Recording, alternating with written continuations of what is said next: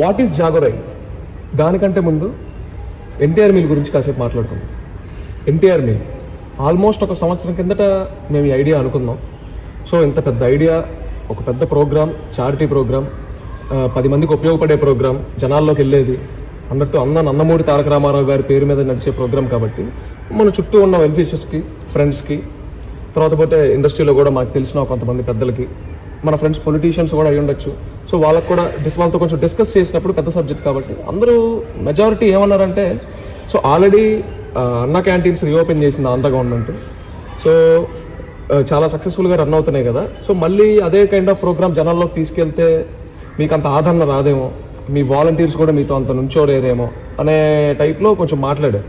So మేము అవన్నీ అనుకున్నా పట్టించుకోకుండా ముందుకెళ్ళడానికి రెడీ అయ్యాం. ఎందుకంటే ఇదివరకే మేము 3 years బ్యాకే 365 days ఫుడ్ డొనేషన్ ప్రోగ్రామ్ అనేది ఒకటి రన్ చేసి సక్సెస్ అయ్యాం.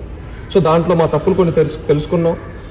సో ఏదైనా మిస్టేక్స్ చేసినా కొంత నాలెడ్జ్ గెయిన్ చేసామని మా నమ్మకం. సో ఇది ఐడియా చాలా పెద్ద ఐడియా కాబట్టి మేమంతా అనుకునేసి, మా కోర్ టీమ్ అందరం అనుకొని, so last year May 20 NTR గారి బర్త్డే రోజు ఒక పోస్టర్ రిలీజ్ చేసాం ఎన్టీఆర్ మీలో. సో దానిపైన మేము ఒకటి రాసాం. సో ఇట్స్ నాట్ లైక్ అన్నా క్యాంటీన్ ఆర్ అమ్మా క్యాంటీన్ అని చెప్పేసి. సో ఎందుకు అలా రాసామంటే, మనకు తెలిసిన వాళ్ళే, మన చుట్టుపక్కల వాళ్ళే దీన్ని దాంతో పోల్చి చూపించడం వల్ల మా సబ్జెక్ట్ దానికి ఈక్వల్ కాదు, కంప్లీట్లీ డిఫరెంట్ అని చెప్పడానికి మేము లైన్ రాసాం. సో చాలా కాంట్రవర్సీ అయిపోయింది, తగలబడిపోయింది, చాలా మాట్లాడినారు, మేము పట్టించుకోవాలా, మేము జస్టిఫికేషన్ ఇచ్చాం. సో పెద్ద రామారావు గారి పేరుని కించపరిచేలా మేము ఎందుకు రాస్తాం ఫస్ట్, ఆబ్వియస్లీ.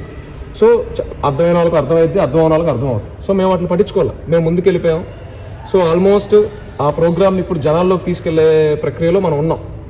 సో అది పాన్ ఇండియా సర్వీస్ అన్నాం. మరి ఒకేసారి ఇండియా అంతా చేయలేం కదా. So step by step, phases వారీగా ముందుకెళ్ళాలనేది ప్లాన్. సో దాంట్లో భాగంగానే phase 1 Zone 1లో ఒక 60 ఊర్లు వచ్చాయి. East Godavari, west Godavari, Uttarandhra first cover చేద్దాం అనేది మా పాయింట్. సో మళ్ళీ 60 ఊర్లు ఎట్ ఎ టైం స్టార్ట్ చేయాలన్నా కష్టమైన పని. ఎందుకంటే ముందు ఒక ఊర్లో స్టార్ట్ చేసి దాంట్లో ఏమైనా మిస్టేక్స్ ఉన్నాయా, దాంట్లో ఏమైనా ప్రాబ్లమ్స్ ఉన్నాయా తెలుసుకొని ముందుకెళ్దాం. సో పిఠాపురాన్ని సెలెక్ట్ చేసుకున్నాం ఈస్ట్ గోదావరిలో. సో పిఠాపురంలో సక్సెస్ఫుల్గా రన్ అయింది, అవుట్పుట్ చూసాం, ఈ మిస్టేక్స్ ఏమైనా ఉంటే రెక్టిఫై చేసుకున్నాం. ఇప్పుడు ఒకేసారి 60 ఊర్లకు బయలుదేరదాం రెడీ అయ్యాం. మరి ఊర్లో జరుగుతున్నప్పుడు గ్రౌండ్ లెవెల్లోకి వెళ్ళే వాలంటీర్ చాలా ఇంపార్టెంట్. అండ్ ఆ వాలంటీర్స్ని ప్రతి ఊర్లో మేనేజ్ చేసే టీమ్ ఇన్ఛార్జ్ చాలా important. So volunteers, team in-charges గుండె లాంటి వాళ్ళు ఈ ప్రోగ్రామ్కి. సో ఇక్కడ ఇన్ఛార్జ్లు అంటే పేద ఉండొచ్చు, ధనిక ఉండొచ్చు, చిన్న పెద్ద, ఇలా చాలా తేడాలు ఉంటాయి. సో ఒక ఏరియాలో ఇన్ఛార్జ్ అయితే 19 ఏళ్ళ కుర్రాడు. సో తన ఏరియా లీడ్ చేయడానికి సిద్ధపడ్డాడు, ముందుకు వచ్చారు, తన క్యాలిబర్ మేము చూసాం, గమనించాం. సో వీళ్ళందరినీ కలవటం మా ప్రక్రియ. ఎందుకంటే ఆల్రెడీ పిఠాపురంలో చూసాం సర్వీస్ ఎలా చేశారు, ఎండ వాన రేయి పగలు లెక్క లేకుండా. సో గ్రౌండ్లోకి వెళ్ళి వాలంటీర్స్ అంత కష్టపడుతున్నప్పుడు మేము ఏసీ రూముల్లో కూర్చొని ఆర్డర్లు ఇవ్వకూడదు కదా. సో మేము డైరెక్ట్గా వాళ్ళ దగ్గరికి వెళ్ళి వాళ్ళు కలిసి వాళ్ళ కష్ట సుఖాలు తెలుసుకొని వాళ్ళు ఎంత చేయగలరు, మేము ఎంత చేయగలం వాళ్ళకి. సో చాలా క్లీన్గా మాట్లాడుకుంటే ఈ ప్రోగ్రామ్ చాలా జాగ్రత్తగా ముందుకు తీసుకెళ్లొచ్చు, ఇంత పెద్ద ప్రోగ్రామ్ అనేది మా యొక్క నమ్మకం. తర్వాత పోతే మరి ముందు ఒక్క ఫేజ్లో ఒక జోన్లోనే 60 ఊర్లు పెట్టుకున్నాం, 4 జిల్లాలు, 3000 కిలోమీటర్ల పైచిలకు రూట్ మ్యాప్ ఉంది. మరి ఇంత తిరగాల్సినప్పుడు మనకున్న టైంలో మనం నడవలేం కదా. అంటే చాలామంది జాగో రైడ్ అనగానే ఏదేదో ఒక పాదయాత్ర అనుకున్నారు. సో పాదయాత్ర కాదండి. సో మేమే ఆ పర్టికులర్ మెటీరియల్ అదంతా కారులో క్యారీ చేసుకోవటం, కారులో వెళ్ళటం జరిగింది.